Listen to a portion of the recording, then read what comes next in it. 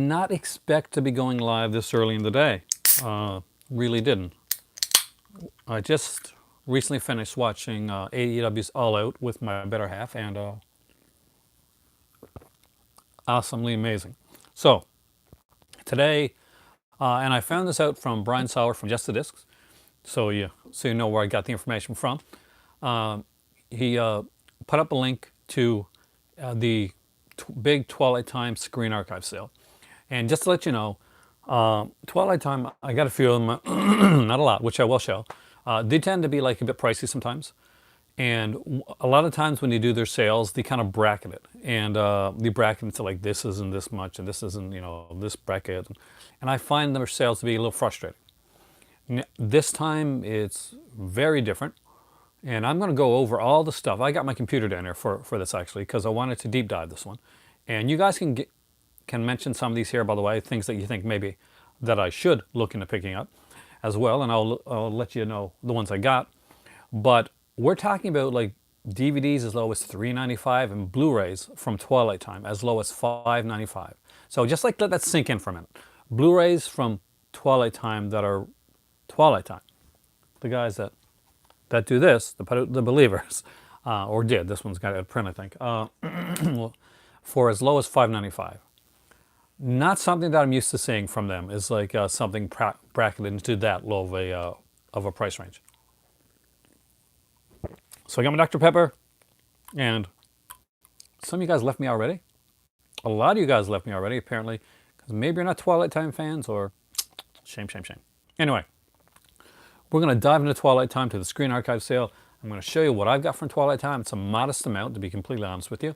And we will see if this sale is as exciting as it looks. Hey, Jerry, the Twilight Time sale, did you look at it?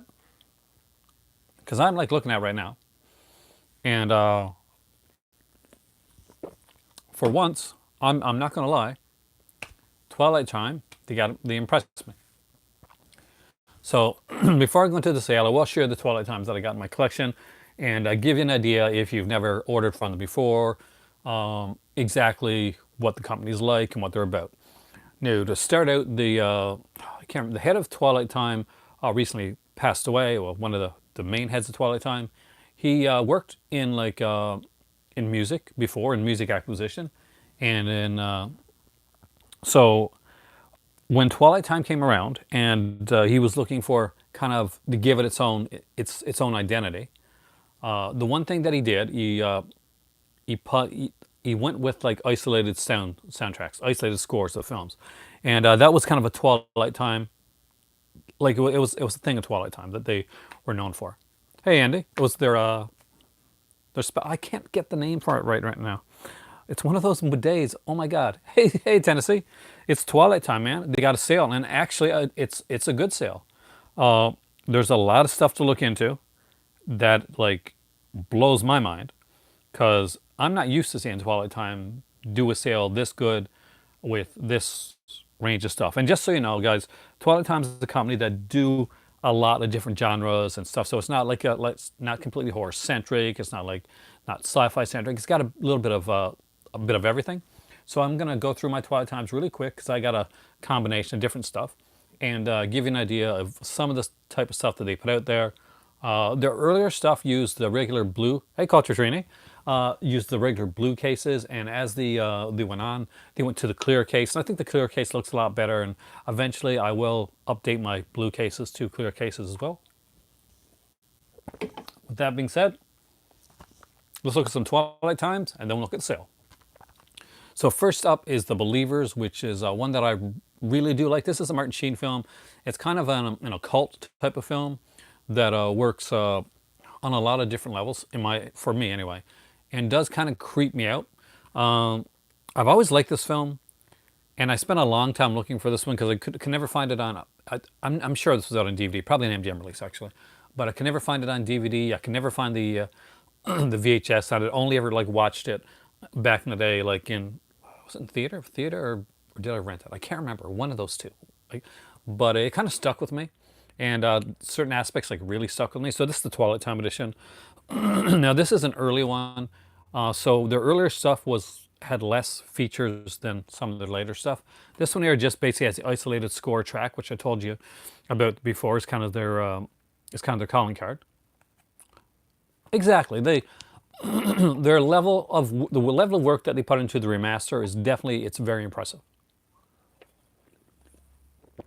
This is an interesting film.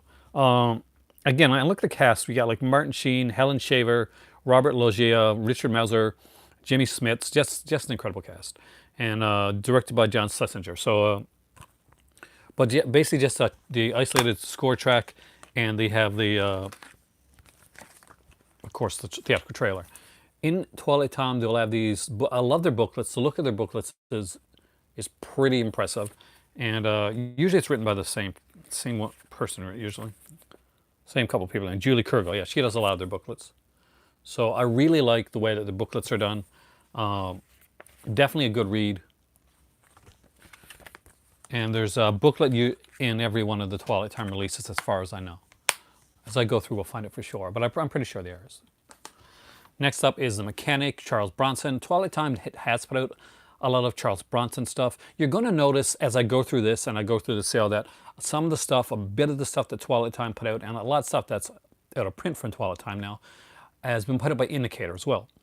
So a lot of people, one of the biggest things that they were excited about with Indicator is that they could finally get stuff that had gone out of print in Twilight Time, because all these are limited edition. Everything that they put out only has, like, I think, around 3,000 copies or so. Something like that. They go with like a low print run. So basically, the way they say it, everything's limited edition with Twilight Time. When it sells out, it sells out. And they'll let you know it's going low. So this is The Mechanic with Charles Bronson. This is the original. I'm a really big fan of this film, actually. The remake's okay, but you can't beat this one. It's got Jan Michael Vincent as well. Great role. This is a Michael Winter film. Jill Ireland's Jill Ireland's in this. Keenan Wynn. It's got isolated score, but we also got like an audio commentary with cinematographer Richard H. Klein and film historian Nick Redmond there as well. And as always with these here, you're gonna get this like really, really good booklet, and it is. It's like it's thin, but it's writing is extremely well done. And again, it's by Julie Kurgel. Yeah, come back, because we're going to get into the sale deep.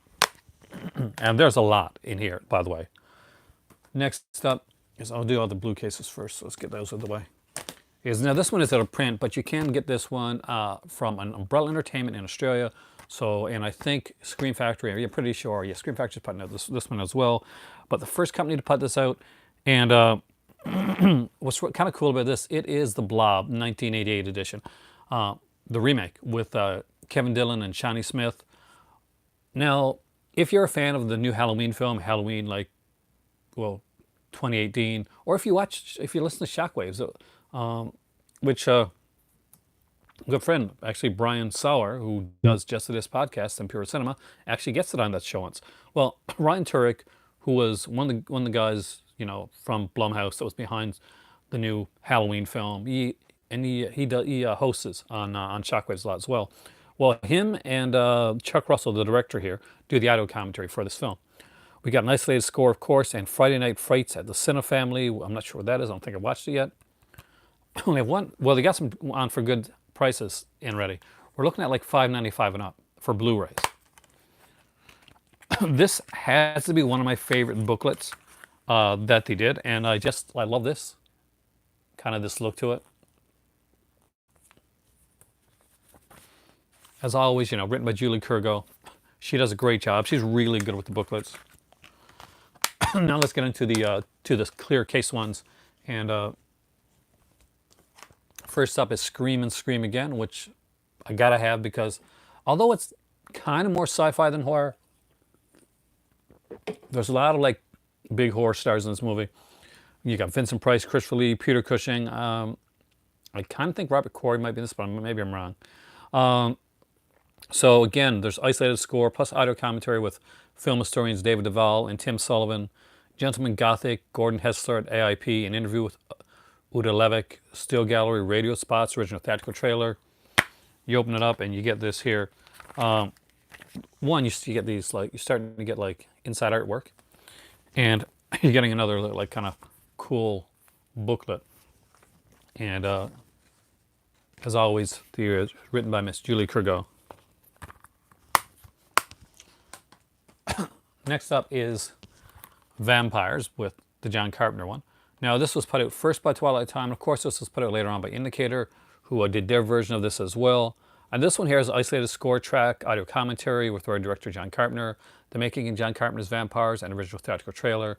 So obviously the Indicator edition of this is more loaded with features, including that really big like interview with John Carpenter. That's exclusive to the Indicator edition.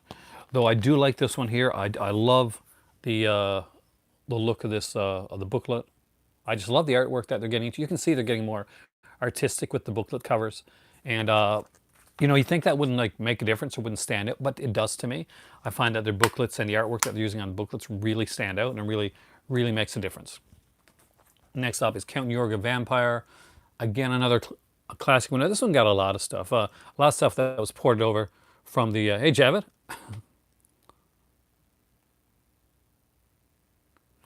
It's probably out of print. There's a few Twilight. See, Twilight Time. Most of their like all of their titles, they've got a certain run to them. Think of them like Fright Rags T-shirts or something like that, basically. Twilight Time goes out of print, and usually it has to do with okay, they make a deal with the company where they can make so many of the films. I think it's around like 3,000, 5,000. It depends on the deal that they make with the company. But treat any Twilight Time release that you see as a limited edition release. That's the way I always do it with Twilight Time. Because sooner or later, once it goes out of print, it's usually not coming back in.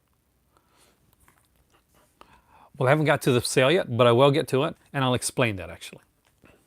So this is Count Eureka Vampire, which ports over a lot of the MGM stuff as like isolated score, which is usually exclusive to them. A lot of companies don't do the isolated scores. Audio commentary, my dinner with the Eureka Robert Quarry interview. Twilight Time Javid are normally very expensive. So the fact that Twilight Time films are running there for $5.95 Blu-rays and $9.95 Blu-rays, that's an immense savings. So once I go through this, we're going to look through all the Twilight Times that are on there, and I'll give you some suggestions.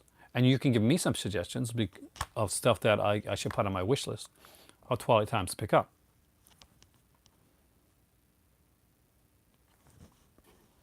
Now, the sale that you're looking for, by the way, is not on the Twilight Time website. The sale is on the Screen Archives website, which was the original site that sold Twilight Time stuff.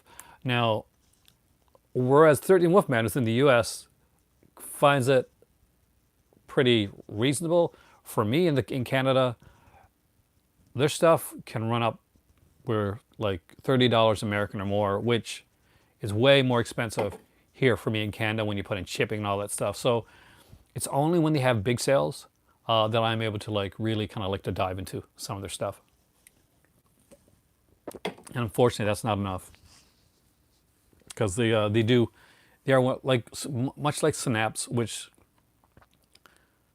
the sale price, yeah. Okay. The sale prices are really reasonable, actually. This is their best sale yet, 13th Wolfman, that I've seen. You're probably more familiar with them than I am. But out of all the sales I've seen them like, usually it's these bracketed sales, and most of the good stuff is in all the higher brackets.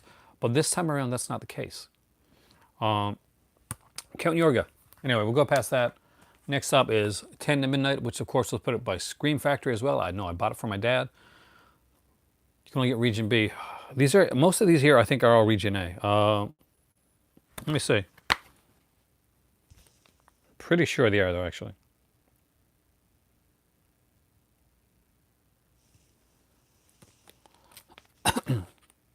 They had the sale on the Twilight Time website too. See, I haven't been on the Twilight Time website. I only found out that there was a sale through Brian from Just the Discs, and I only saw that. Let me go to the Twilight Time website as well, because this is going to take longer than I thought. Then, dude.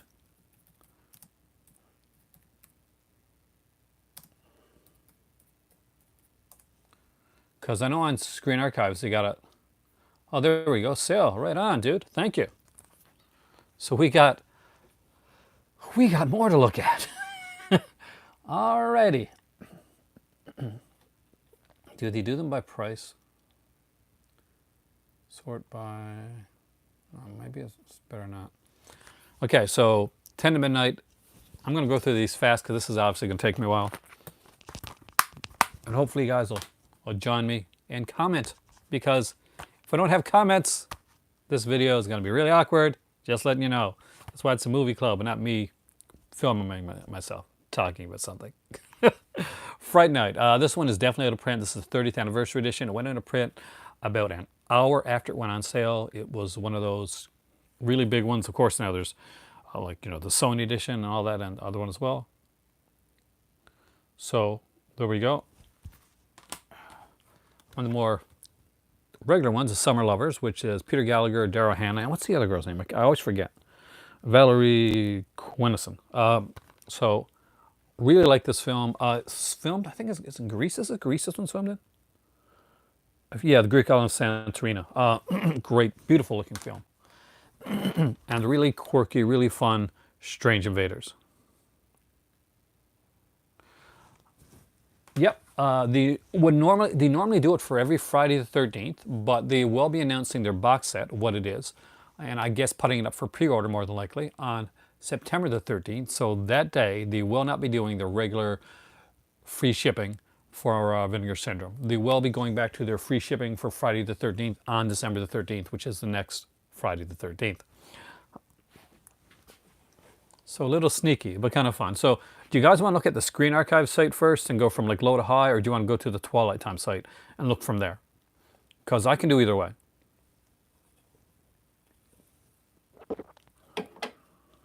Just wish I could put my camera in front of this.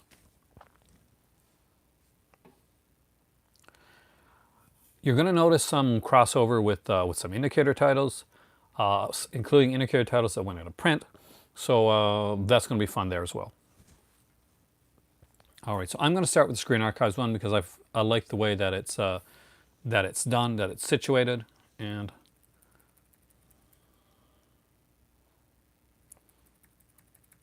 I'm going to go from low to high because I think that's the best way to do it for me. Okay, so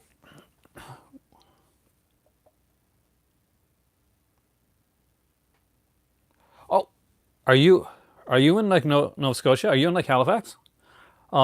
Every time I go to Halifax, I always go to the Micmac Mall, and the Sunrise Records there is fantastic. And I can't remember his name now. There's a guy that works there. The guy that works at Sunrise, hopefully still working there. I talk to him every time, and he is like really, really cool. He knows what they're glad when I come because I usually spend a lot of money there whenever I go. But I love there. So if they got like the Halloween stuff on now. My kids were there yesterday, actually. My kids went to the Micmac Mall yesterday, and they went up, and it's the first time there actually, and they've been in Halifax since last year. So they went up and they took pictures in Sunrise Records. All right, so yeah, Screen Archive Entertainment's the site you're looking for. You never knew it was there? But screenarchives.com. Just go to www.1.screenarchives.com. That's or put in just screenarchives.com. Either way, you should be good. And then under the search, put in, hey Brian, Twilight Time, dude. Tempted. Put in Twilight Time, and then go, when it goes display, just go sort by price, low to high. Then we can do this together. Okay, so we got two DVDs first coming up before we get into the Blu-rays. And the first one is actually a really good one, and that's Violent Saturday. It's $3.95. It's a Richard Fleischer film. It stars Victor Mature, Lee Marvin, and Ernst Borgnine. And excellent film. That follows up with another $3.95 DVD, which is Woman Obsessed, which has Steve Bide, Theodore Beckel, and Susan Hayward. Again, that's directed by Henry Hathaway. So again, $3.95. So let's get into the Blu-rays. Now we're getting into some $5.95 Blu-rays, which is really cool. You can know the older Blu-rays from the newer ones by whether it's using the blue or the white case. This is the white case. That means that's one of the ones that came out more, like not more recently, but more recent than this, which is a blue case. These are usually older Twilight Time releases. So first up is a white case, and it is A Month in the Country, which is directed by Pat O'Connor, and it's got a Colin Firth, Kenneth Branagh, Natasha Richardson. Oh wow, big cast. That one's running at $5.95.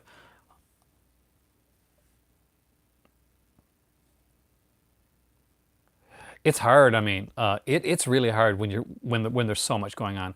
I I would kill to get stuff from this sale, but I just bought from the Fright Rag sale, and I still regret not picking up the hoodie because the job that I work at in my cubicle, it gets pretty freaking cold, and I got two T-shirts coming, and I should have got a hoodie to go with that because yeah, because I need hoodies for my workplace, but couldn't do it this time. And this one's get me at a bad time. I wish the sale was a different time.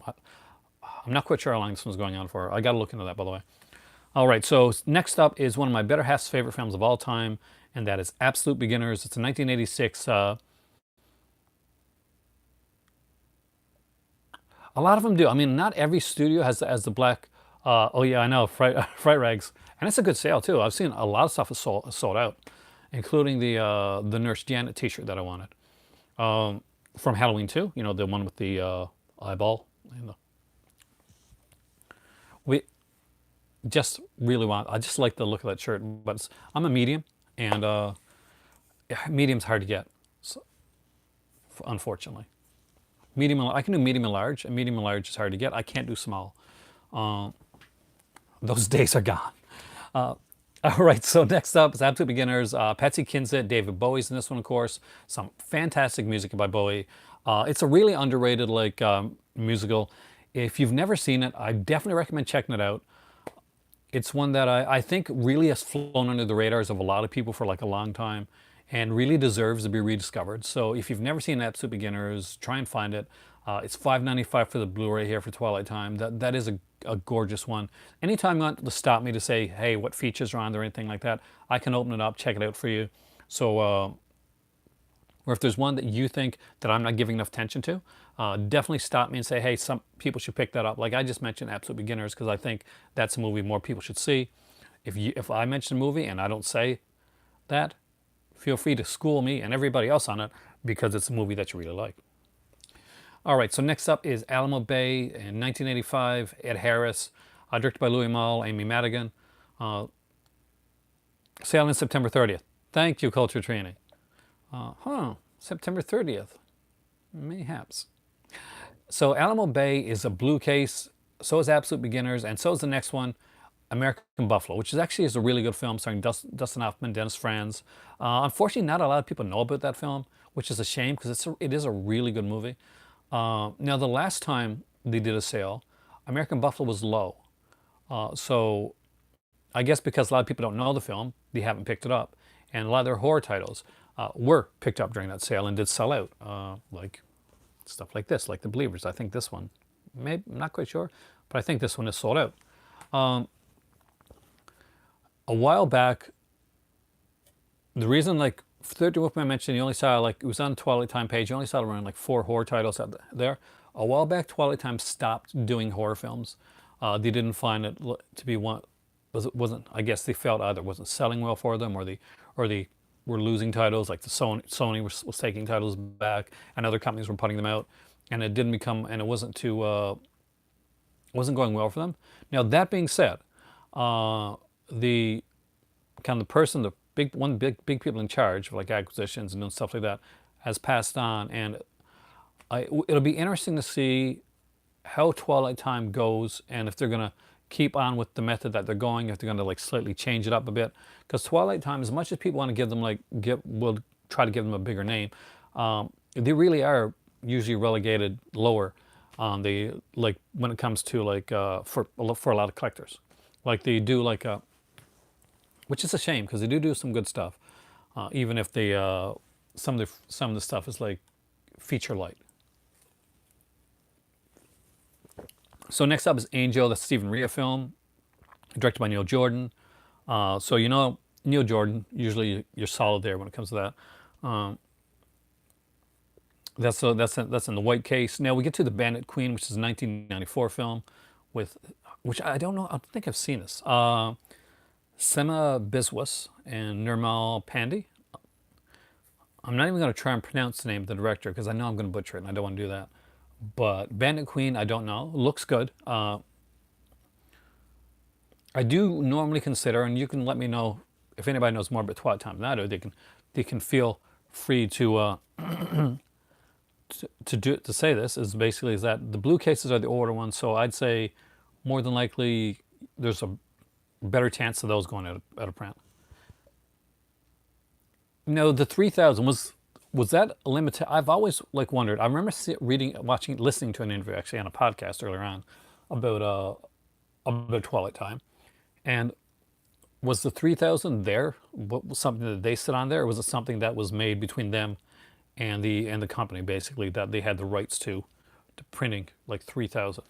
Because it like I think what was it Fright Night, or there's a couple that actually went over 3000, which was a surprise at the time, but they went a little over 3000 and still they sold out like in a extremely quick amount of time. So next up we got another blue case Twilight Time seller at $5.95. All these are $5.95 until I say otherwise. That's the one. I love that film. I like American Buffalo is definitely the one about is is a dialogue heavy film, and as a guy that writes, I can when a dialogue heavy film is done well and you got like actors doing it, the right actors doing it, definitely. But again, like 13 Wolfman just said, that is a dialogue heavy film. It's not an action heavy film. So if that's not your type of thing, maybe may not be the one for you. So it's a good thing to let people know that 13 Wolfman. It does feel like a Sidney Lumet film. Next up is Beloved Infidel with Deborah King and Gregory Peck and Eddie Albert. Directed by Henry King. Deborah Carr. God, Deborah King. Follow that up with Carla's Song with Robert Carlyle.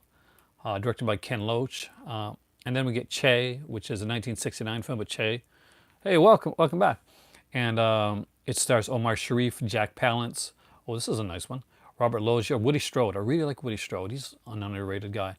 And again, this is directed by Richard Fleischer. I don't know. I think I've seen this one a long time ago, but I don't remember very well.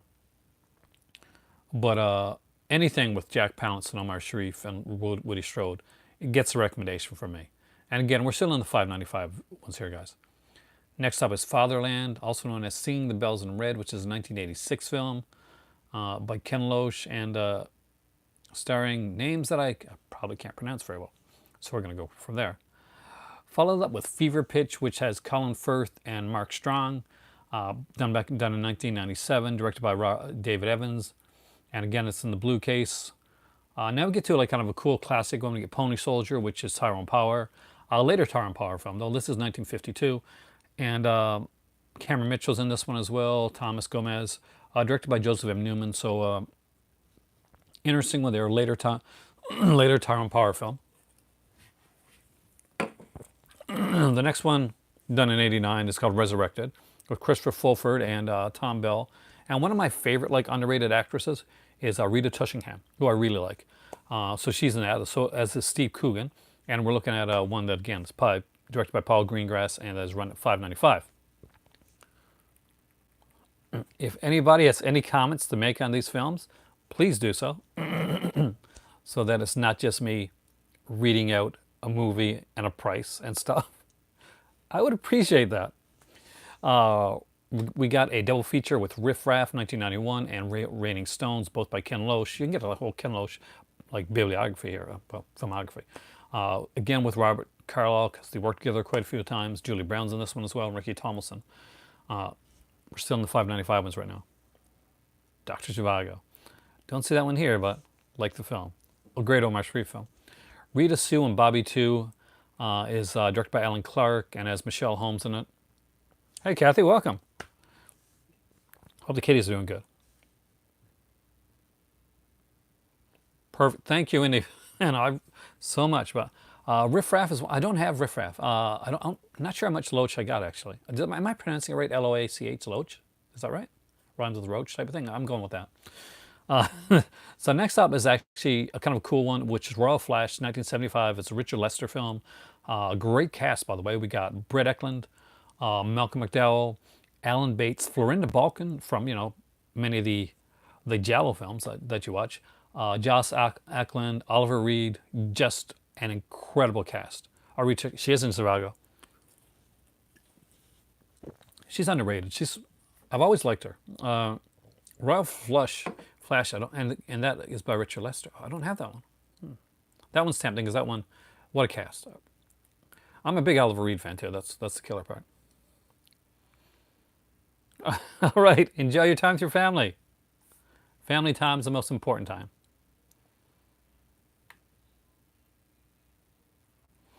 Next up, we got Save Your Legs, which is a 2012 film. That's a more recent one with starring Stephen Curry, directed by Bide Hickland. Although it's more recent, I guess it was one of the early films they did because we're looking at a blue case.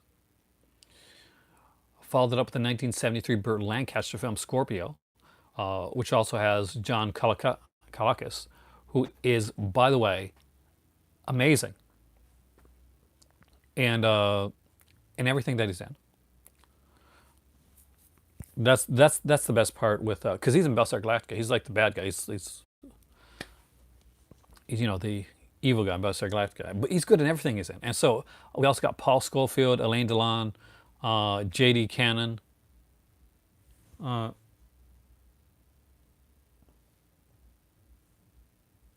me just see something here.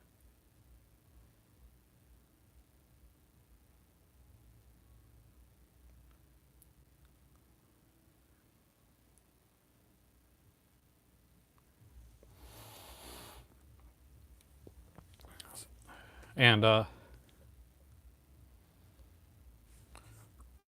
follow that up with where's that? Okay, so Scorpio is directed by Michael Winner.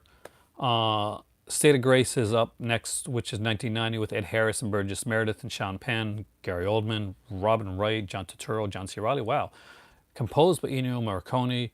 Wow. So yeah, don't know if I know that one that well.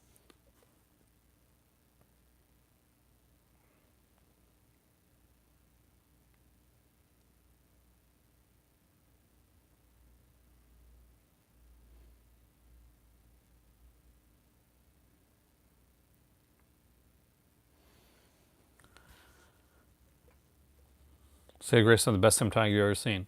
Indy, you are like definitely helping out a lot here, by the way. Thank you.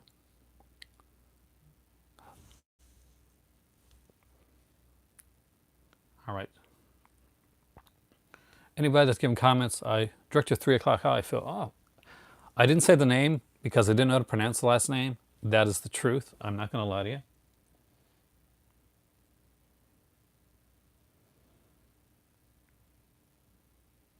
Welcome to the movie and Tie Collector. We're talking today about the Twilight Time sale that's been pretty epic. A lot of these, I'll be honest with you, are movies that, so far, movies that I haven't seen in a long time or that I don't remember at all.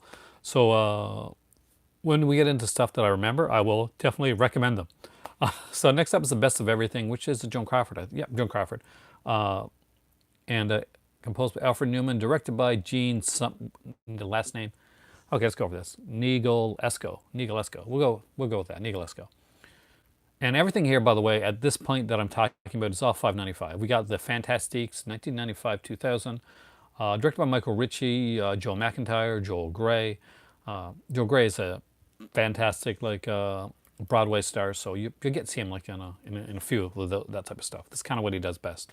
Followed up The Firm, which stars Callum McNabb and Paul Anderson, directed by Nick Love, and The Fortune, which is a 1975 Jack Nicholson film with Warren Beatty, Stockard Channing, and Scatman Crothers, directed by Mike Nichols. And again, we are still, hey Simba Dave, Twilight Time's got a sale on, dude. It is here to tempt you. It is, and every title that I've mentioned up to this point is still in the $5.95 range.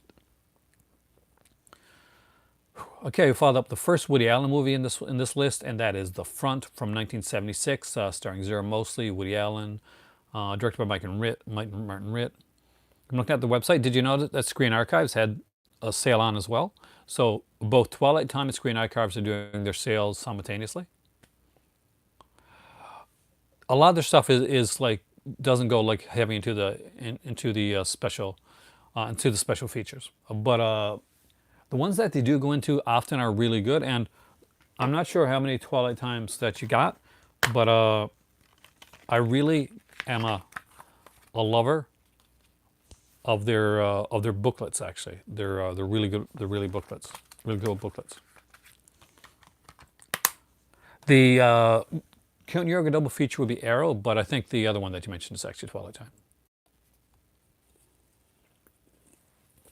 All right, next is our first horror film coming from Twilight Time. That's on this list, and I do consider this. Some people say this is a thriller film, but yeah, thriller horror, whichever way you want to classify it. It is the excellent George Sluzier film. Oh, really? Yeah, no, it's one of the few that he's actually doesn't direct. It's Martin Ritz directs that one. Is The Vanishing. So the 1993 edition of The Vanishing with Jeff Bridges and Kiefer Sutherland, Nancy Travis, and Sandra Bullock. It's the biggest sale that they've ever done, Cinema Dave. Give them like a couple of days of saying that if you haven't heard anything back from them by then just email them and ask exactly where the status is. They did get a huge deluge of orders, which is a good thing, but it doesn't hurt to let them know. Respectfully let them know, which I know you do anyway, because this is one of their biggest times. So The Vanishing is the first horror-esque title on here.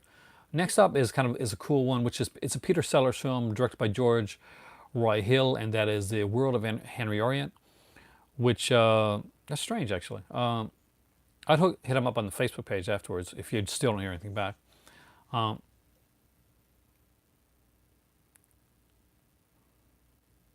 I love Jeff Bridges' performance in The Vanishing, and yeah, it's definitely up there. They're almost on par with one another. I'd have to I haven't seen. Maybe I like the remake better because I've watched it more, but I have seen both films. But I'd have to rewatch. I would. Next up is The Whom It May Concerns, Kei Shen's Journey, starring Joan Chen. Again, we're at like $5.95. That one's only DVD. Now we get back into the Blu-rays. Now this one was put out by Indicator. Now we're going into the $9.95 range right now. So still really good prices. And this is again going to be in the more kind of thriller-esque aspect of it. So if you're a horror or thriller fan, then you're going to probably like this Richard Fleischer film. Have you really? Be careful, 13th Wolf Man. Be very careful. Go with a friend, but make sure they don't leave your side. And that is 10 Rillington Place. Those are going to be some cool releases, especially the way that they're doing them, actually. Cartoon, they look to be really cool.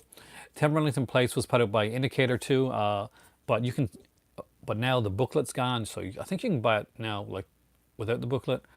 But one thing is that this is the original 10 Rillington Place from Twilight Time, so you will get that sexy booklet that comes with it. And that's at $9.95. I will let you know, everything from here on out is going to be $9.95. I will let you know if we're going into any like different price range. Everything that I said before this, if you're new to the video and you go back and watch this afterwards, runs at $5.95. I will let you know every time like a price bracket changes. That is a great price film. And next up is actually probably one of my favorite like Woody Allen films. And that is A Midsummer Night Sex Comedy. I just really enjoyed that one. Mary Steenburgen, Tony Roberts, Woody Allen, Mia Farrow. I'm not a big Woody Allen fan anymore. I've seen Shock Corridor. If you're talking about the Samuel Fuller film, I really enjoy that. But I am a little biased in the fact that I'm a huge Samuel Fuller fan. So, but for me, I thought it was really good. I would ask the group here to give a consensus as well. But for me, I haven't seen a Fuller that I think a Fuller film that I really didn't like. But Shock Corridor was definitely one of the stronger ones, in my opinion. I like the way that it was done. It's very raw, it's very real, and it's very Fuller-esque. Dark City. Sounds familiar. Yes, probably. Next up is Alexander the Great, starring Richard Burton, which is a 1956 film. Again, these are all, I won't say this afterwards, but again, $9.95. We followed it up with Appassionata, which is, I'm going to guess, an Italian film, and the girl on it is really cute.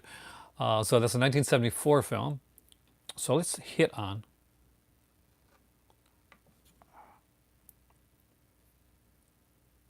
Obviously, because of certain like things that happen, it's, Woody Allen is not one of my favorites, but I did like some of the earlier films. I just sometimes find it hard to separate the man from the, you know. But that's me. If you can separate the man from the act and stuff like that, go for it, man. I'm not a judgy person. I have some Woody Allen in my collection. I would be such a hypocrite. So, Oliver Stone's Alexander. Yeah, I can get that. I can actually kind of get that. So follow that up with April Love, which is a 1957 film starring Shirley Jones, Pat Boone, Arthur O'Connell, and Jeanette Nolan, directed by Henry Levin.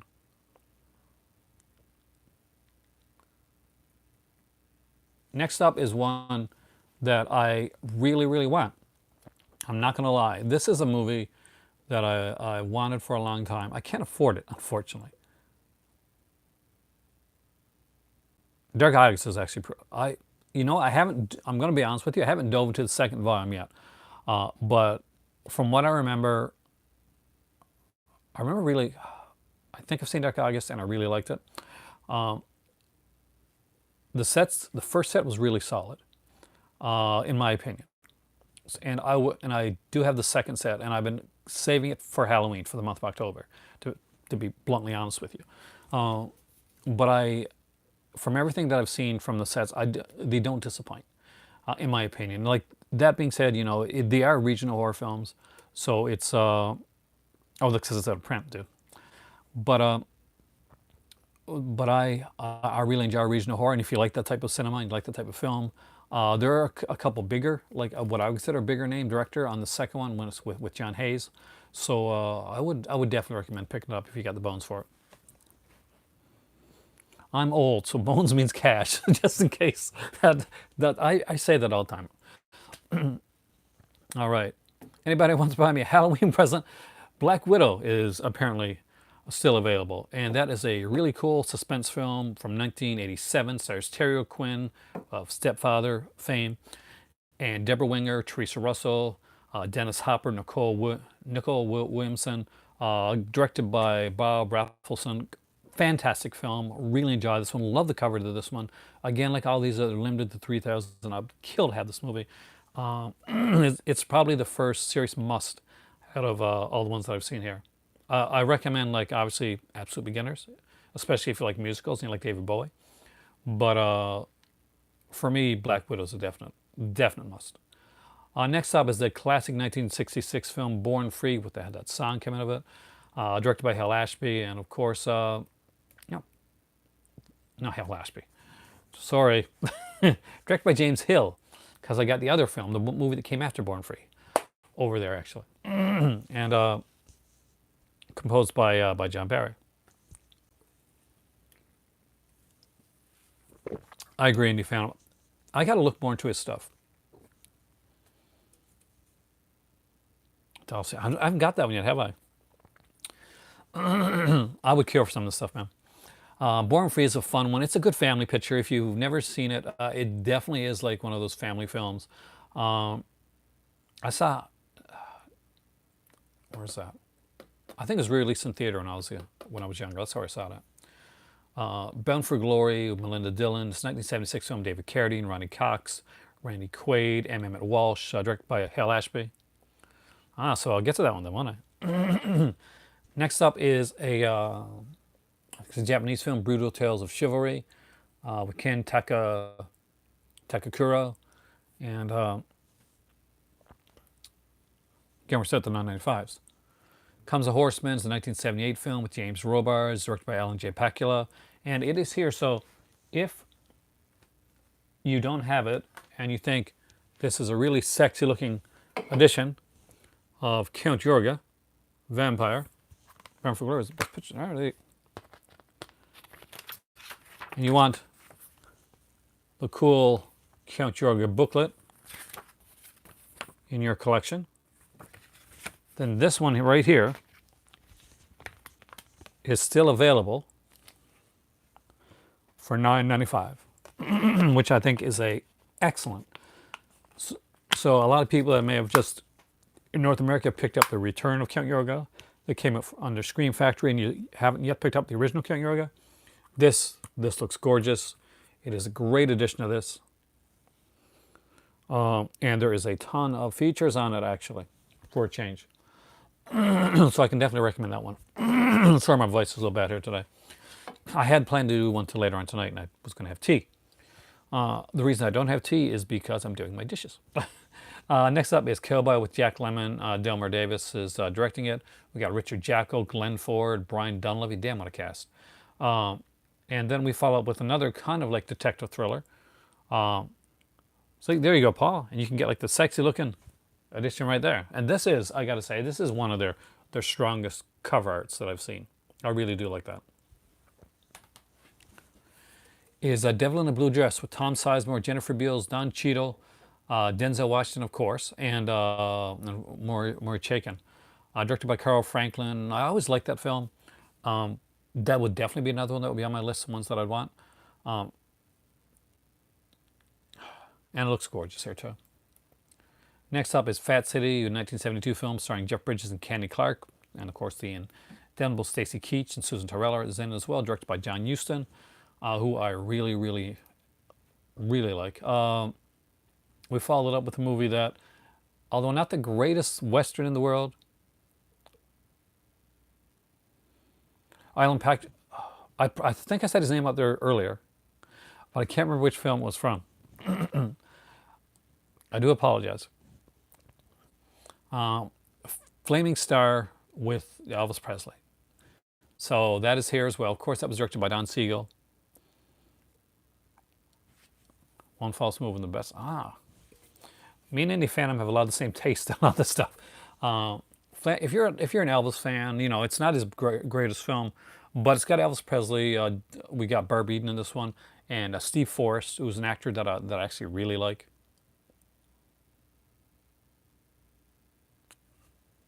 So there you go. The knowledge has been dropped of it at Alan Pakula, because I did not know. I should have known, but I didn't know. Next up is From the Terrace with Myrna Loy and Paul Newman. And again, we got another Barb Eden film. Again, that's 1960, directed by Mark Robson. I'm going to try to get those through these a little bit faster. I'll only stop on the ones that that you ask about, or I'm going to really get into. Next up is Gran Bolito, Black Journal, done in 1977. Again, we get Rita Tushingham here, along with Shelley Winters and Max von Sydow. We're still in the 995 ones, by the way. In My Country, which is a 2004 film, Samuel L. Jackson and Juliette Binoche, directed by John Borman. In the French style is a 1963 film with Gene Seberg, Stanley Baker, and directed by Robert Parrish. Follow that up with Kings Go Forth with Frank Sinatra, Natalie Wood, and Tony Curtis. And then we get to the one that was mentioned by the 13th Wolfman earlier. And this is a 995 one, which does extremely interest me as well.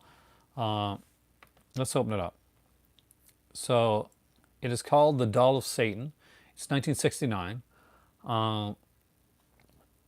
And it's a classic giallo tale putting a pretty young woman in jeopardy in a Gothic-style castle. Throwing a handful of nutty rattles of black-gloved murder, a ghost, and a bit of dungeon torture. That's entertainment. It has isolated music and effects track, audio commentary with film historians Dave Duvall and Derek Botello.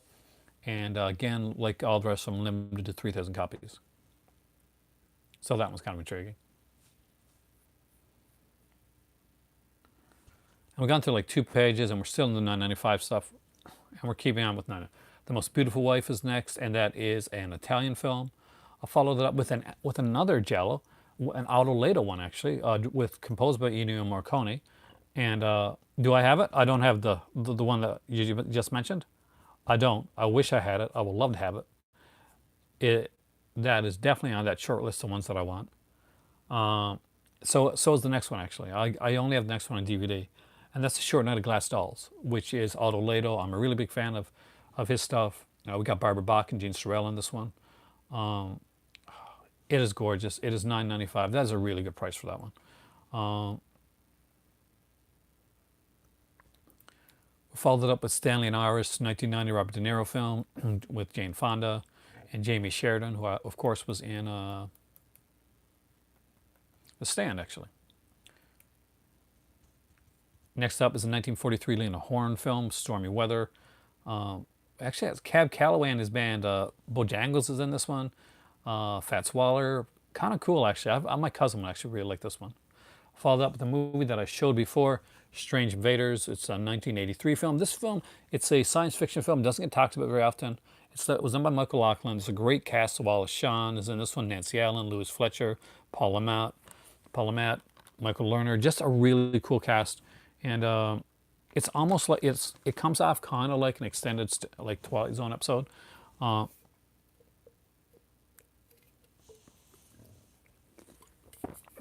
so I definitely recommend.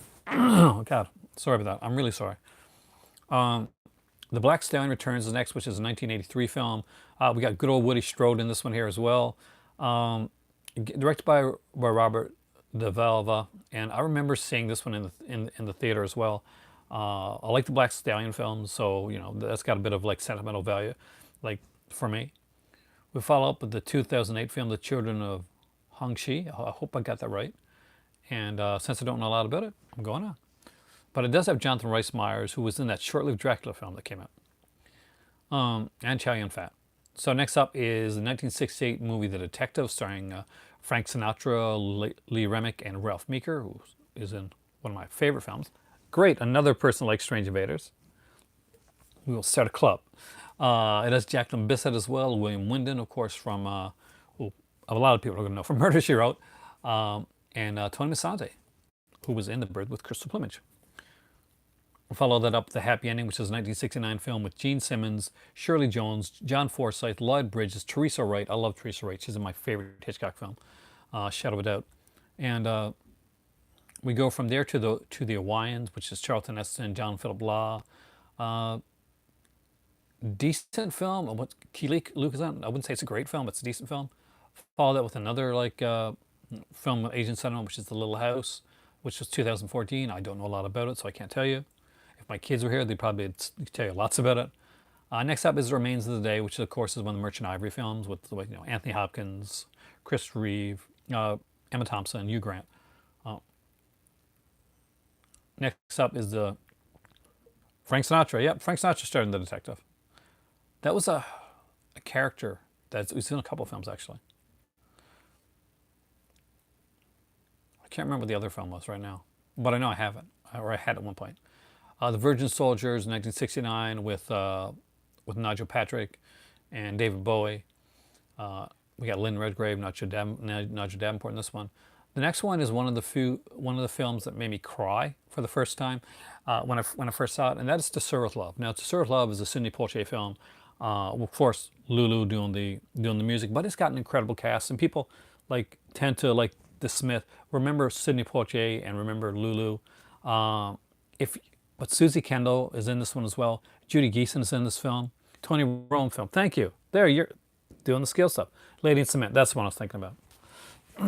And Michael DeBars, who, if you're my age, you're going to remember him from being in MacGyver. Who did he play? You know who he played. He was Murdoch. Next up is Year of the Comet with Louis Jourdan, Penelope Ann Miller, and Tim Dado. Great cast, anyway. Eight Heads in a Duffel Bag from 1997. Yeah, the good Murdoch. I saw the new MacGyver series, a few episodes of it, and I did like the guy that was playing MacGyver, but I kind of turned out when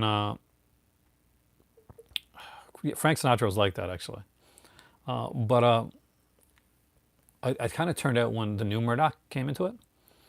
He was actually not only that, but if you're a Doctor Who fan, I'm more than likely he had to cross paths with Capaldi at some point. They both did bands. Of course, Capaldi was in England, and he did the one with the guy from. They used to have a late night show on actually. But in my dreams, they crossed paths. Okay, so we're getting to the 1495 ones right now. Eight Heads in a Duffel Bag is is at 14.95. Next up is a man called Peter, which also runs at 14.95. It's because he's divorced. A Prayer for the Dying is a 1987 film with Christopher Fulford. Again, that's 14.95. Oh, well, I'll let you know what's not 14.95. Another Woman is there. Antony and Cleopatra, the 1972 Charles Heston version with Eric Porter, who was in a really good Jack the Ripper film, actually. Antony and Cleopatra, again, is another Charlton Heston film. Another Woman, as of course Ian Holm, Mia Farrow, and Gina Rollins. Baby Boom. I remember seeing this in theater actually. 1987 film with Diane Keaton and James Spader. Really cool little film. And then up next is kind of a neat one. And I've got the DVD of this one. I would love to have this one on Blu-ray. It is Black Widow. It's a 1954 like film noir, one of the Fox film noir series, and it actually kind of stars Ginger Rogers. Yeah, exactly. There you go. One of the lesser known Joe Pesci films, but actually it's pretty good. Actually, I did like eight heads in duffel bag. But I would recommend Black Widow. It's got a great cast, a fantastic cast. Ginger Rogers normally isn't starring in films like this, but you got Ginger Rogers, you got Van Heflin, Gene Tierney, Otto Kruger, the great George Raft, the underrated George Raft is in it as well. Next up, we got Blue Denim, which is a 1959 film with Carol Lindley. Hey, how's it going? We're talking about the Twilight Time sale here. We're up to the 14.95 ones, and hopefully we can do this and my voice doesn't go out. Followed up with Bobby Deerfield, which again is 14.95. Not a fan, hey? Follow this up with a Martin Scorsese film that people don't talk about very often. That's Boxcar Bertha, starring David Carradine, Barbara Hershey. John Carradine actually is in this one as well. Yeah, okay, there he is. I knew he was on it.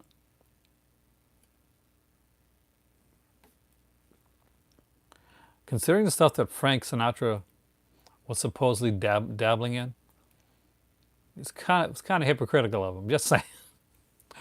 Broken Lance is a really cool Western with Richard Widmark, Spencer Tracy, Robert Wagner.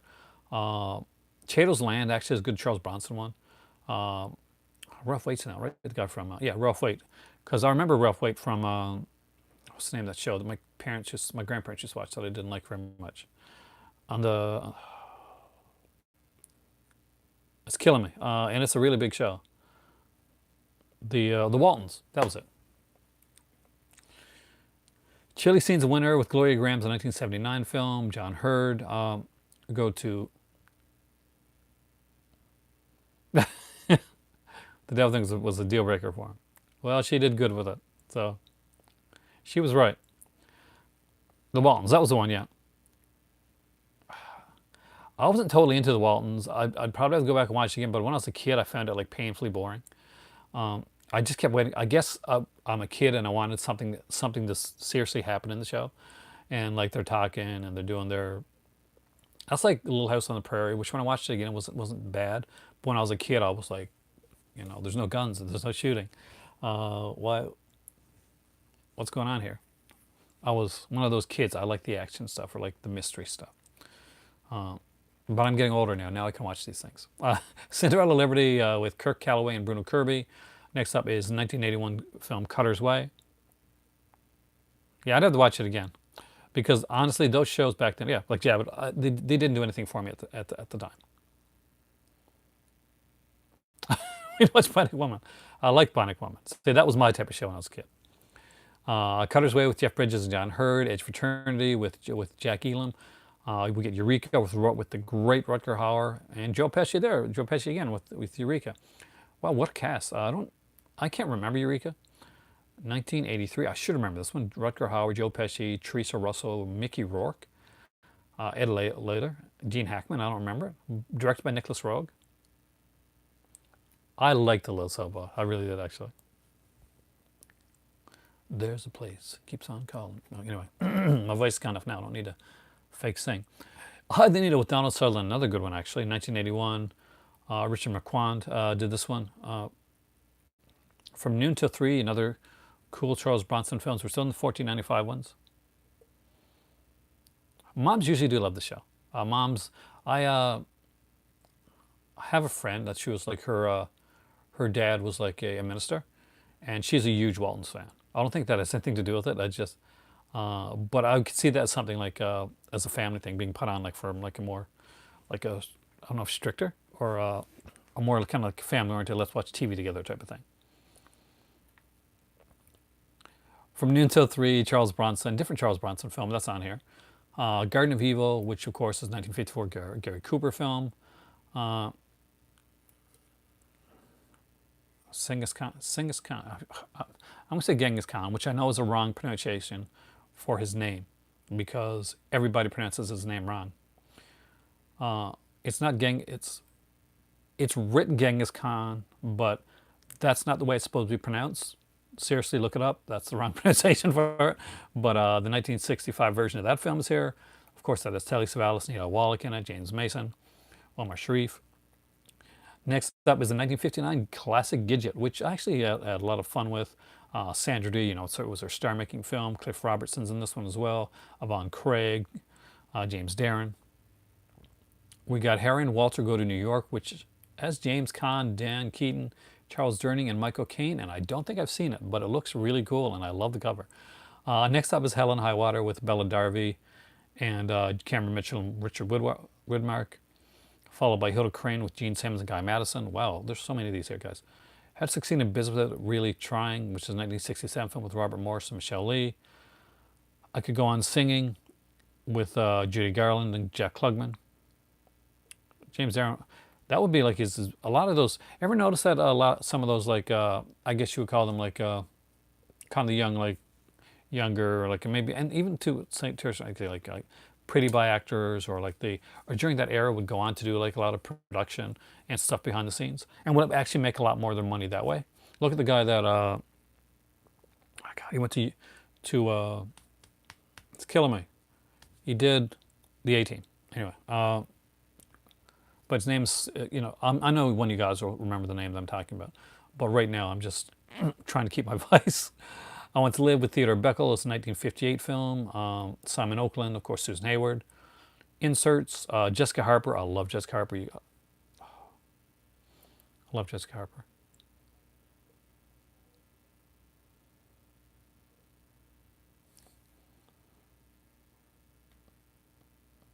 Which one?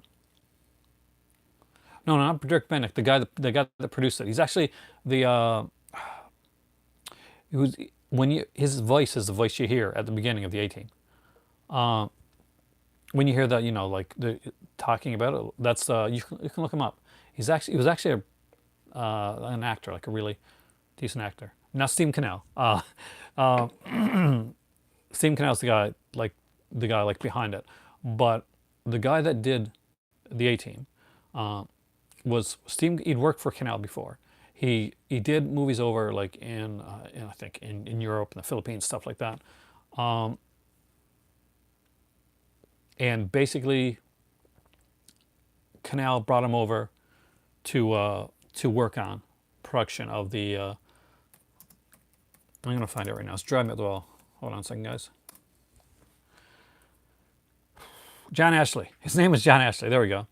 John Ashley worked a lot with Eddie Ramiro and guys like that. But the A-Team would be like a big deal for him. He was like, he would be the narrator for that, and he would do a lot in like producing stuff as well. Hell or High Water. That one's a ways back. I don't remember. Okay, next up is Julia. 1977 movie with Vanessa Redgrave, Moscow on the Hudson with Robin Williams, a 1984 film. Next up is Murphy's Law with Charles Bronson and Carrie Snodgrass. Richard Romanus is in this one. My Gal Sal is a Victor Mature, Phil Silvers film from 1942. And My Sister Eileen is a 1955 film, and we're still into the 1495s. We followed that up with me almost wasting stuff on myself. with Next Stop Greenwich Village, Christopher Walken, Nicholas Nickleby, No Down Payment, Oklahoma Crude, Pretty Poison, Romeo's Bleeding. That one I do recommend. That was actually a really good film with Roy Scheider and Gary Oldman, of course. Satan Never Sleeps, which I don't remember right now, 1962 film. Looks good. Followed by Sense and Sensibility, again, with, of course, directed by Ang Lee. Then we get to September, which is another Woody Allen film, Shadows and Fogs. If you like, God, okay, if you like the Hammer films that I've been talking about recently, I don't remember. I honestly don't remember totally, Brian. I do apologize. It's gone a page or so back, and I'll be honest with you, to get back there right now,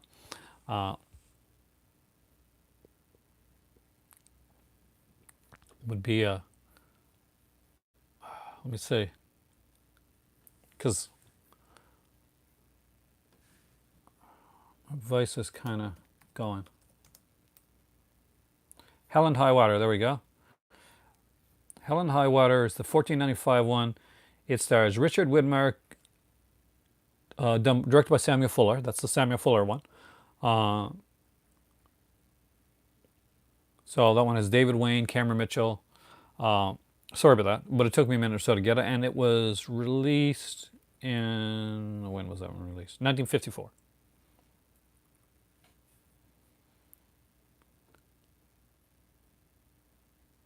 Feature-wise, it has an isolated music track. It has Richard Widmark's strength of character featurette and original theatrical trailers. So there you go. There's a tempting one for you. Next up is the one that is a Hammer one that I did want to kind of talk about. It's directed by Terrence Fisher, who was a fantastic director. And this is a cool one. It has Richard Green, Peter Cushing, Oliver Reed. It is The Sword of Sherwood Forest. It's a Robin Hood one. I'm not sure. I'm kind of hoping Indicator will put this one out. This is a really cool one, by the way. And if you've never ever seen the film, and you like those kind of adventure type, swashbuckling type films, it's definitely a cool one. Feature-wise, there's not a lot. It's just isolated music and effects track and original theatrical trailer. Gorgeous looking cover though, and I'm guessing the booklet will be cool too. We followed it up with Take a Girl Like You, The Adventures of Heiji Baba, The Barefoot Contessa, which is Humphrey Bogart, The Big Fix, which of course is Fritz Weaver. We would come to another horror-oriented one, or at least kind of least suspense. That is The Boston Strangler, of course, with Tony Curtis, Henry Fonda, George Kennedy. But it's a Tony Curtis film. Followed up with Bridge at Ramazan, which is a 1969 film. Then The Bullet Train. Followed by The Chase, which is Angie Dickinson, E.G. Marshall, Robert Redford, Marlon Brando. The Effects of Gamma Rays on Man in the Mood Marigolds, which is a 1972 Joanne Woodward film. The Empire in August, The Gang's All Here, which is Alice Faye. Her I know. Actually, I like that film. The Glory Guys, Slim Pickens, Andrew Dugan. The Kings of the Kingdom, which is Roddy McDowall, right? Yeah, Rod McDowall, Gregory Peck. The Last Hurrah, which is Diane Forster. Man, there's a lot of these. I did not expect this to be this long. Their sales are don't usually have this many titles in it. The L-Shaped Room with Brock Peters, 1962. The Man in the Moon, the 1981 edition with Sam Waterston. Members of the Wedding. The New Centurions, which actually went out of print in Indicator. This is actually here. That's a really good film, actually. George C. Scott, Stacy Keach, Clifton James in that one, right? Yeah, Clifton James. Really cool film. I enjoyed that one. Other Side of Midnight with Susan Sarandon's here. It's a 1977 drama. Panic in Needle Park with Joe Santos. We got another Hammer film on the list, which has good old Christopher Lee right on the cover of it. And it's got Christopher Lee and Curran Matthews in it as The Pirates of Blood River. I have that in my Indicator set. Do I? No, I don't. Do I? I don't remember. It's a lot. I would have to look, and I will look afterwards. I will check. But if you like Hammer stuff and you want to get some Twilight Time Hammer in your collection, then Pirates of Blood River is another really cool one. The Quiet American with Michael Redgrave. The Revolt of Mamie Stover. The Russia House is a Sean Connery thriller. Stone Killer, which recently went, I think, is either out of print or low print on Indicator. It's a great Charles Bronson film. Norman Fell's actually in this one. And I really, really did like this film. The True Story of Jesse James is here, which has Helen Hale Jr., Robert Wagner, Jeffrey Hunter. The Valachi Papers with Charles Bronson. The Yellow Handkerchief is on here. Who Will Stop the Rain is Tuesday Weld, of course, and Richard Mauser. Wuthering Heights, the 1970 version of that. X, Y, and Z with Elizabeth Taylor. Yanks with Vanessa Redgrave, You'll Never Get Rich, 1941, Fred Astaire film. Oh, have a great evening. I apologize that I couldn't talk more, but I'm at this point I'm just trying to get through these. Anastasia with Yul Brenner. We're starting the 1995 ones now. Okay. Anne of a Thousand Days. Autofocus. Baby, The Rain Must Fall. Bananas, which is Woody Allen. Bandolero. My God, my voice is gone. I Beat the Devil, which is Humphrey Bogart. Bedazzled, the original 1967 one with Dudley Moore, Peter Cook, and Raquel Welch. Beneath the 12 Mile Reef with J. Carl Nash. We got Bob and Carol and Ted and Alice. I wish that was a less expensive one. That's actually a good one. There is Bring Me the Head of Alfredo Garcia, the Encore edition, which was like the one they put out afterwards. I do recommend, if you're going to get that one, get the Arrow edition with the huge documentary on Sam Peckinpah included. But because you can get it for around that price usually. Captain from Castillo's Tyrone Power. We got Dr. Dolittle, Don't Bother to Knock, which is a really good Marilyn Monroe film. Dragonwyck, which is, of course, Vincent Price. Everything I've always wanted to know, it's Sex We're Afraid to Ask. I actually really like that film. Exodus with Ralph Richardson. We got Forever Amber. Forever Amber is a really, really good film. I know. My better half is back in town now, though, right? That's why I didn't make a video on Saturday. So hopefully she'll take care of me if I lose my voice. But I've read a lot, and I did a really long video last night, so I'm guessing that's probably what it is. And I was watching AEW's All Out earlier today, and there's some cheering involved with that. Just to let you know, it's a really good pay-per-view. It's like wrestling, but unlike the WWE, it's like good wrestling. Just put that out there. Forever Amber is a really good film. I think if this is what I'm thinking about, it's excellent film by Otto Preminger. Next up is Geronimo, American Legend, which is a 1983 film with Gene Hackman, Jason Patric, Robert Duvall. Gloria from 1980. I don't actually. When they started to do the limited editions, like they do now. I remember the last window edition that came out. That was like, at that point, they were still going to be doing window editions every once in a while. But they moved away from window editions completely. They haven't done one in years. But I actually remember, I can remember when they made that shift. I just don't remember what the title was. I think the last one that I remember them, one of the last ones I remember them putting, it might have been something like, it could have been like The Beyond or City of the Living Dead or something like that. I kind of feel like it was probably a Fulci one, but don't quote me on that. Next up is a film that's in 3D and 2D, which is the Rock Hudson film Gun Fury. Followed up the 2013 2D and 3D edition of, probably in 2015. I think you're right, Javed. Of Harlock's Space Part, the live-action version of the animated film. Hello, Frisco, Hello. Holiday in Spain, Howard the Gun, which is a good film. How to Steal a Million, which is another fun film. Husbands and Wives, Hussy, Helen Mirren, anything with Helen Mirren I like.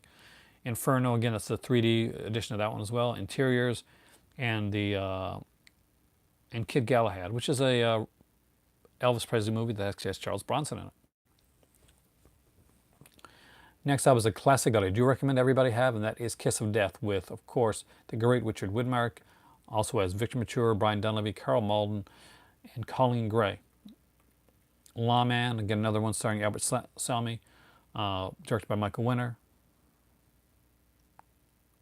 I don't think Vincent Price one was one of the first ones. That was a little bit later, I think.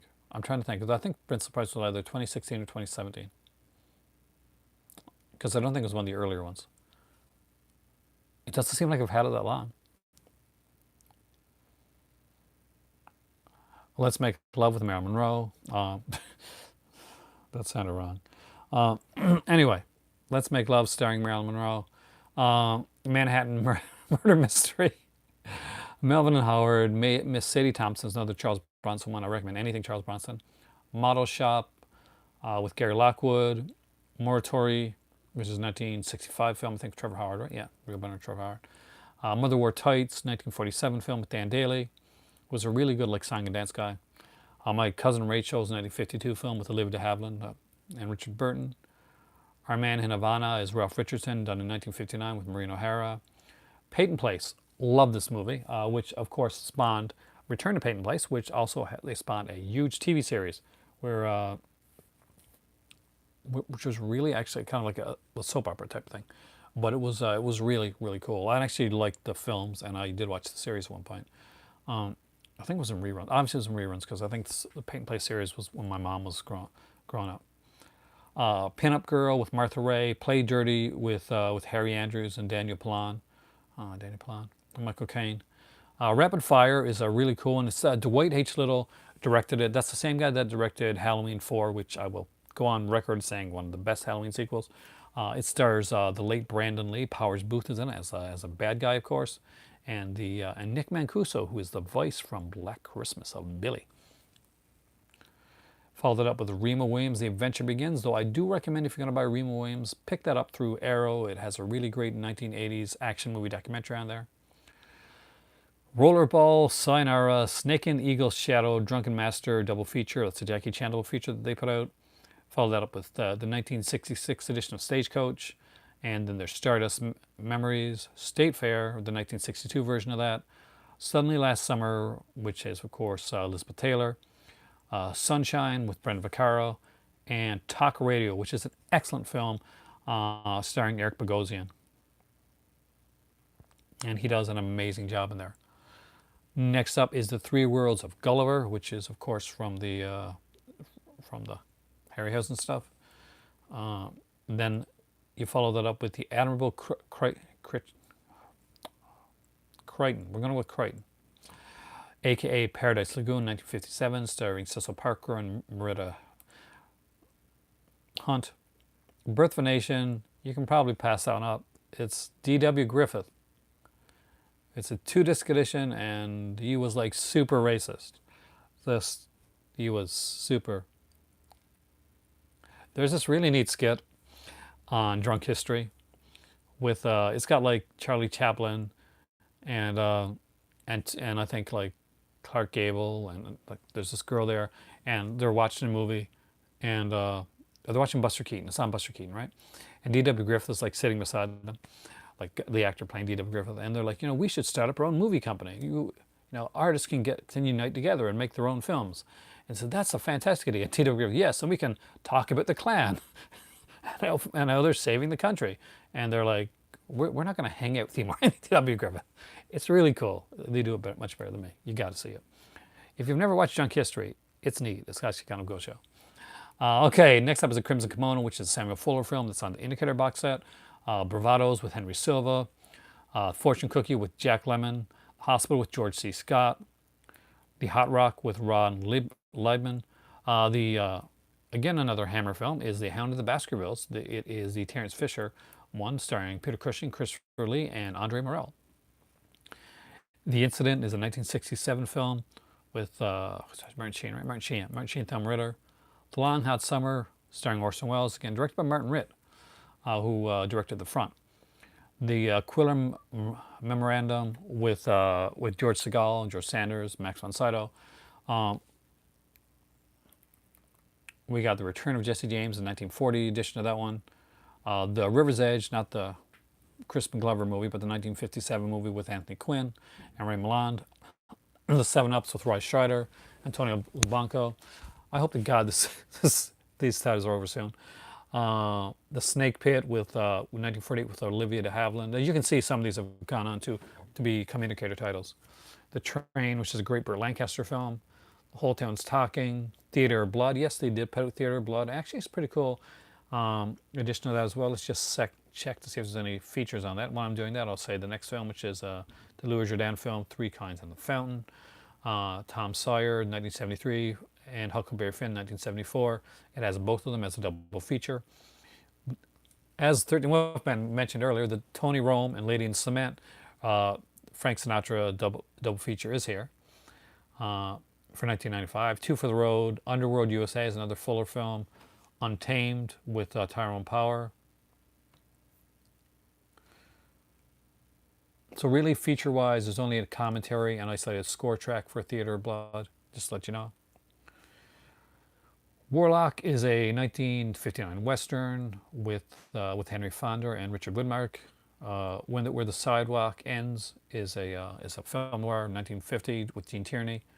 Wild Bill, which is 1995 Bruce Stern film. One that I would strongly recommend, it is a great film, was based on a fantastic stage play, and that is Will Success Spell Rock Hunter. If you've never seen the movie, it's a really cool movie. It stars Tony Randall, and one of my favorite roles by Tony Randall, Jane Mansfield, is incredible in this.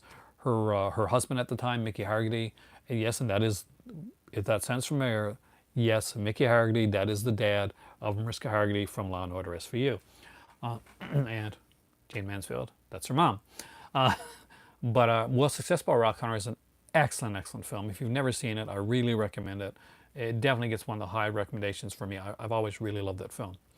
Next up is Zelig, Behold a Pale Horse, 10 North Frederick, The Chairman, The President's Lady, The Tall Man. That's actually pretty good. Clark Gable. Whirlpool with Gene Tierney. I like that one as well. That's actually a really decent film.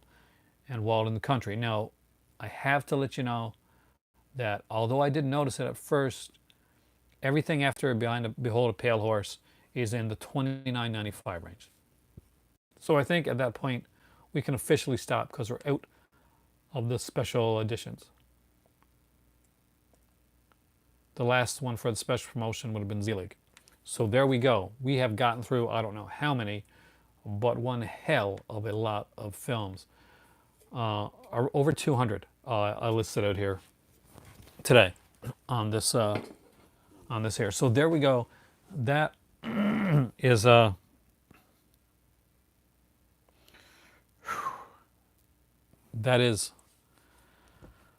wow. 247. Holy crap.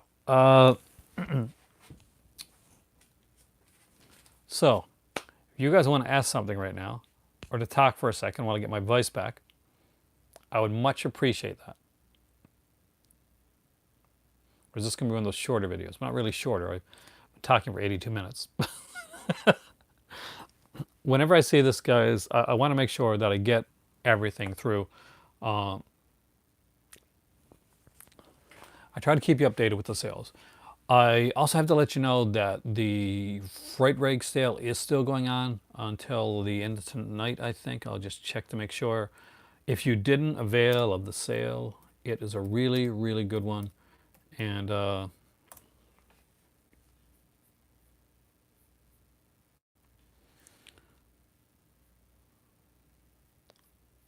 it's things are selling out.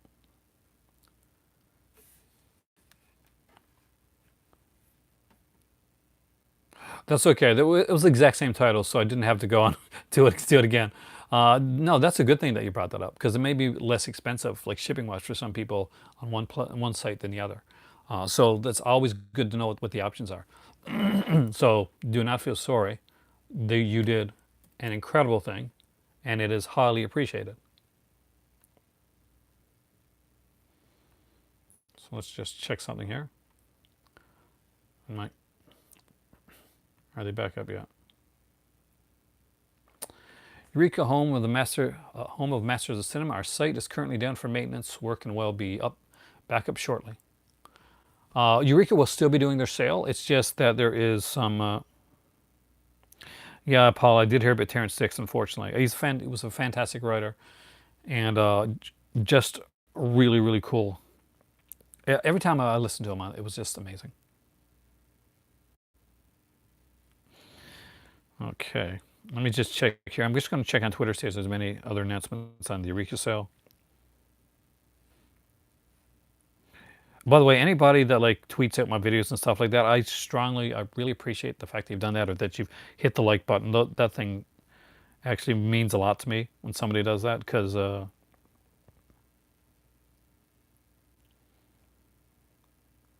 just checking here for.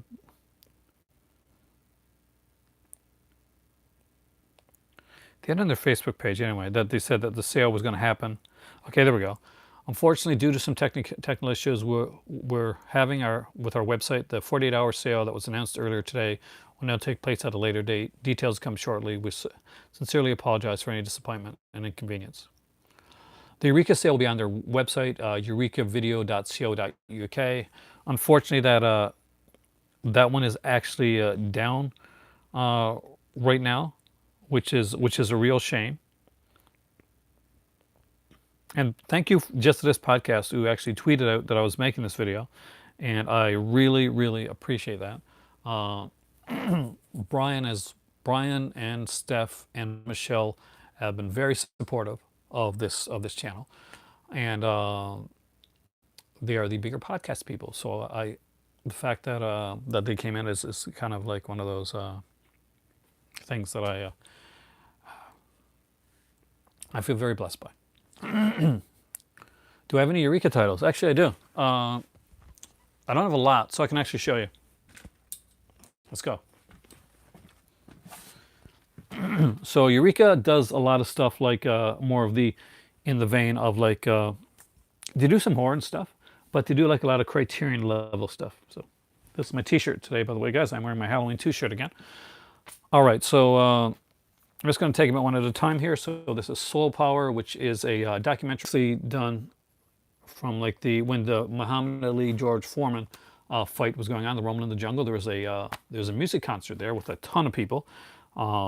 We got like B.B. King, the Spinners, James Brown, the Crusaders. Just look at that there. Now, one thing you should know about them, they're very colorful. There's like DVD, Blu-ray combos. Their booklets are usually like actually pretty solidly put together. Thanks. This is some great like footage like from the concert itself. Yep, there's a documentary, and it's a good one as well. It has some great stuff on there. There's 30 minutes of deleted behind-the-scenes footage, exclusive video interview with the director, extra performances by James Brown, Sister Sledge, and the Pointer Sisters, and others. So a ton of stuff on that. So next up is the original Cecil B. DeMille edition of Cleopatra. And again, you get like this booklet is like gorgeous, and actually it's a bit thicker too, as you can tell, with a bunch of features on here as well.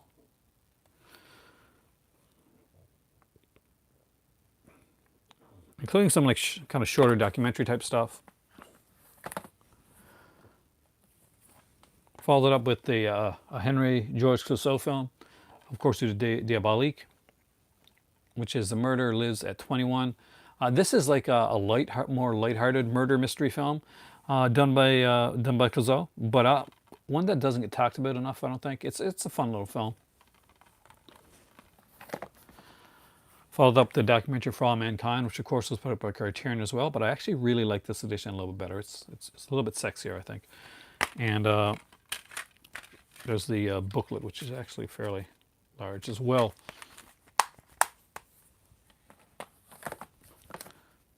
Okay.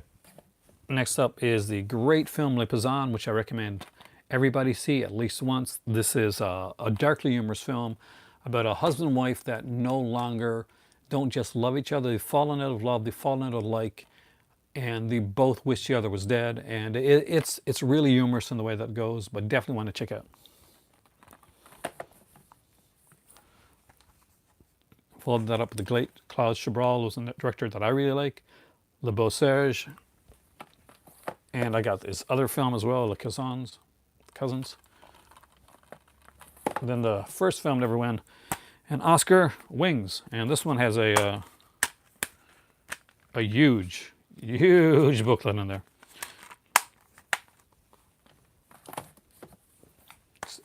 There's If, Malcolm McDowell. Great film.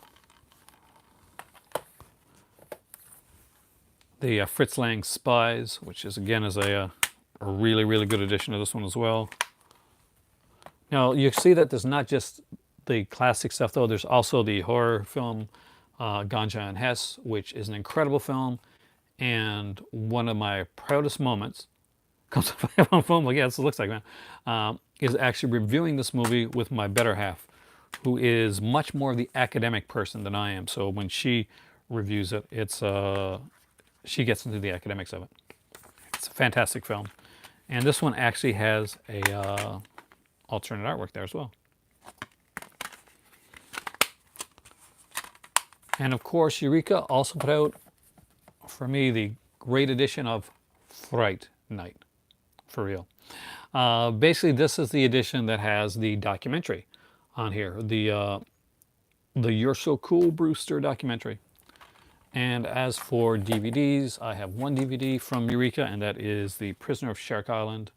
I love the artwork on this, by the way. And yes, even the DVDs have the big booklets as well. And it's just like extremely well done.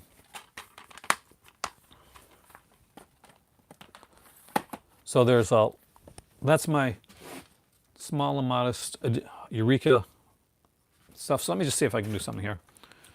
So one thing that you'll notice, and can I do this, is that Eureka, when you put them all together, they're very colorful. So they look extremely colorful in your collection. You can see all the different colors for the spines. It stands out. So a Eureka collection is something, if you like the classic stuff and you want to kind of show it off and have it kind of stand out, have somebody like looking through your movie library and saying, hey, what's this? And they see this really colorful section, and there are these really kind of cool, classy movies and stuff like that. Now, they do Masters of Cinema as well, and I do have some of that here somewhere, but I don't quite remember right, like some of that stuff was Masters of Cinema, actually. But I know I got more, a couple more, but I don't remember where I got that right now, so I do apologize. But much like I'm doing right now for this sale, for the Twilight Time sale, I will go and I will do something for the Eureka sale. So as soon as I know that it's up, you guys know that I will come on here. I will take some tea ahead of time, maybe have a little bit of honey as well, so I can actually, so my voice isn't cracking and annoying you guys throughout there. But I did want to mention a couple things on the Fright Rags sale. No problem at all, Jeff, at any time. I do want to mention some of the type of stuff that was on sale. I usually, well, the Twilight Time sale, you can thank Brian Sauer for that one, because the Just the Disc guy, I definitely found it from him. He was the first guy that I saw like tweet about it and comment about it on Facebook as well. And I knew that I just finished watching All Out at that point, and I knew that I was going to do that. My better half, I think she knows. Like at this point, it's my addiction, but you know, I'm not a heavy drinker or a smoker or any of that. So that's it. That's my one vice basically. All right, so a couple of the things that are on sale on the Fright Rags site I wanted to let you guys know about, because I know you guys are horror fans like me, and I wanted to mention they do have a lot of their enamel pins on for like $5. And I wanted to mention what some of the collections that were on the sale were, some of the things in the collection. So there are some gates, there's one from the gate, there's a Horde and Elephant Demons one, which is a gorgeous looking t-shirt. There is the Sacrifice shirt, that's from the movie The Gate. Definitely, there's much worse things you can be spending money on. And they have like some baseball tees here as well. They have, and they added things to the sale since I bought from them, by the way. When some stuff sold out, they added a couple extra of the Return of the Living Dead shirts on here, part 3. There's a really nice red one, which is a classic image from, of course, the gorgeous Melinda Clark. And there is a really good artwork for Julie there as well. That was the first one that was on the sale. The Pain Keeps Hunger Away was newly added, and Choke on Him was something that was added as well. There's some Day of the Dead shirts here, including the Day of the Dead TV ad, which is a really, really cool looking one. 50th anniversary Night of the Living Dead. Yeah. I can see that. Mars Attacks. I love the Mars Attack shirts. A Quiet Place. See, I'm not a person that's going to buy something unless I'm at a store of like a newer movie type of shirt. Not normally, maybe like a Halloween or something. That's a franchise thing. But A Quiet Place, that's something that I would kind of pass on. That's just me though. They got some really cool like Damien, like Omen shirts here. as well, including Have No Fear Little One, which looks like that is actually Damien Omen too. But maybe it's Omen. Hard to tell. Um, we'll go with Omen. They have some Hammer shirts. So a guy's got Hammer recently, for instance. There's a Dracula Prince of Darkness shirt, a Hammer, like basically a Hammer shirt. Hammer will haunt you forever. It's a Hammer House of Horrors one, and there's one with that classic Hammer logo. If any of you run into any money and you want to buy me any shirts, do so. Okay, so there is a few of these Happy Death Day shirts here. Babyface Killer, No Tomorrow, Worst Birthday Ever. There's actually Happy Death Day socks. I actually haven't seen that one yet. Summer Holiday. I have to check see if it's one I've already seen. You got the Tarman shirt here. You need a medical supplies. You got a few Return to Living Dead shirts here as well. I'm not going to go through everything. I just want to mention a couple things, so I'm just going to go through really quickly. There's a Barbara Crampton one here. Aliens. They've got the Aliens pack here. And what they do every once in a while is Fright Rags will make this. We'll put a shirt and stickers and enamel pin and a thing of Fright Rags popcorn. I'm not joking. That's the thing. And they'll put it into do it to a VHS box, like a big oversized box. Looks like a VHS. I have like fake wearing and stuff on it. It's actually really cool looking. I do recommend checking it out. There are a few unboxings, different ones that you can find on YouTube as well, by the way. Apparently they have a Pet Cemetery shirt that looks exactly like the one that I got. So that's pretty cool. So there's Big Trouble in Little China on here as well. Leslie Vernon's Behind the Mask, if you like that movie, which I really like. What's my favorite film from the first American Horror Project? Okay, let's see.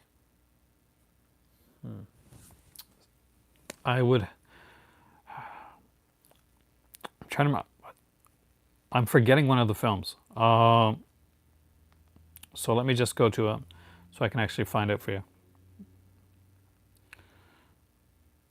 You know what? When you want them to fix the typing for you, the words, they do it every time.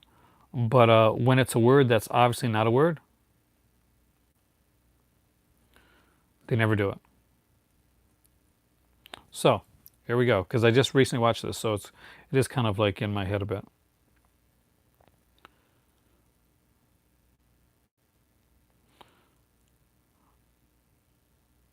All right.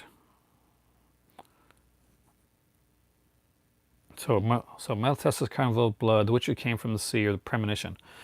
Ooh, it's hard. I loved all three of the films, to be completely honest with you. I would have to say probably just the oddness of it. It's really a toss-up between Carnival of Blood, Malatesta's Carnival of Blood, and The Premonition. Premonition runs a bit. Hey there, hey Sweden. Premonition is runs. It takes a bit long to. It's the slowest burn of the film. Now I do love The Witch Who Came from the Sea as well, but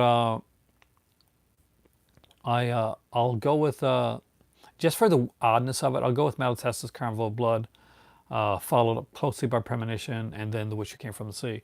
That being said, neither one of them I think are bad, or I think it's three solid films. But we'll go with Malatesta.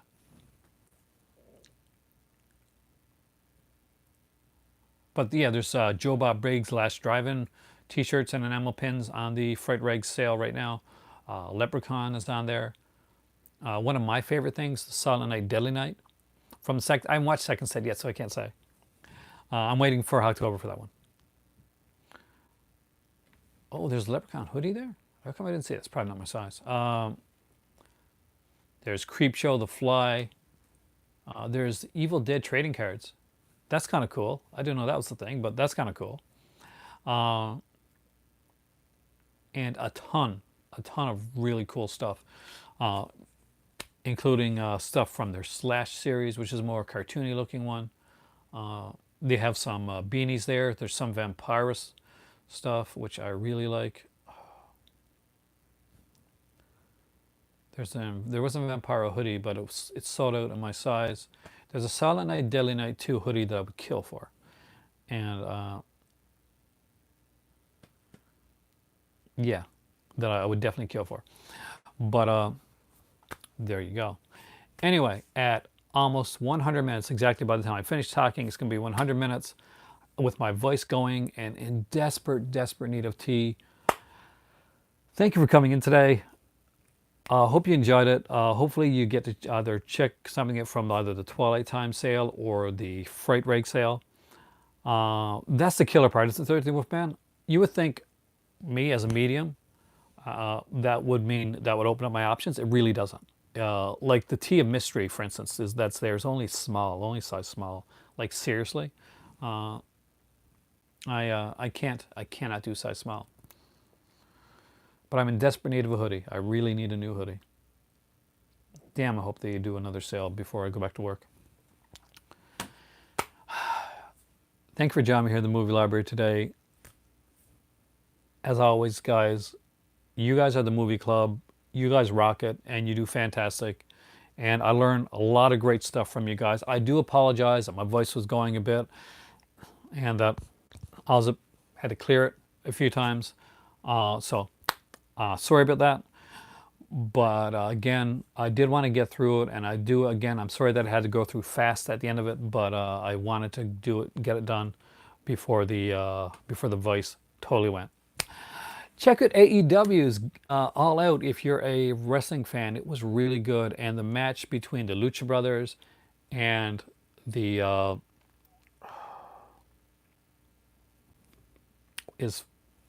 I'm just gone. My mind is gone.